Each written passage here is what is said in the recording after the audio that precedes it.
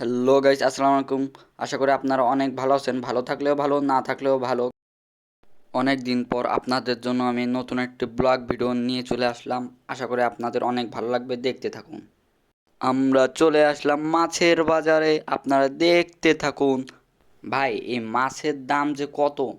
এই একটুকু একটা মাছ, এর দাম বলে 550 টাকা। আপনারা ভিডিওটা এনজয় করতে থাকুন, দেখা যাক কি হয়। ভাই বলল, ভাই আমি কি মাছটা দেবো?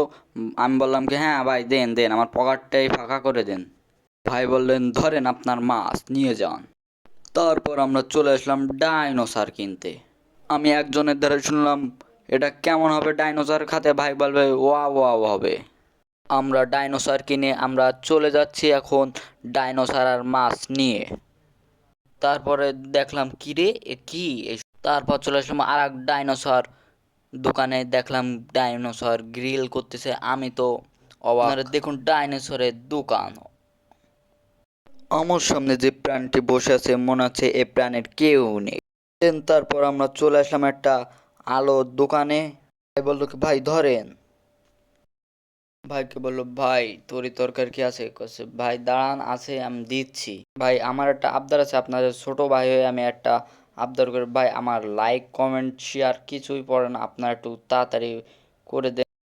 তারপর আমার জিনিস আমি নিয়ে বললাম কি, ভাই ধরেন টাকা নেন।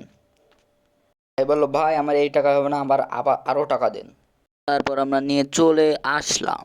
গোয়াবা কিনতে এসে আমি খেয়ে গেলাম গোয়া মারা। আমরা হুটকি মাছ কিনে এখানে আমাদের কাঁচা বাজার সদাই শেষ করলাম। তারপরে আমরা উঠলাম এক রকেট আমাদের এক টান দিয়ে নামাই দিল শুকনা বাজারের সামনে। তারপর আমরা কিছু এখান থেকে কেনাকাটা করলাম।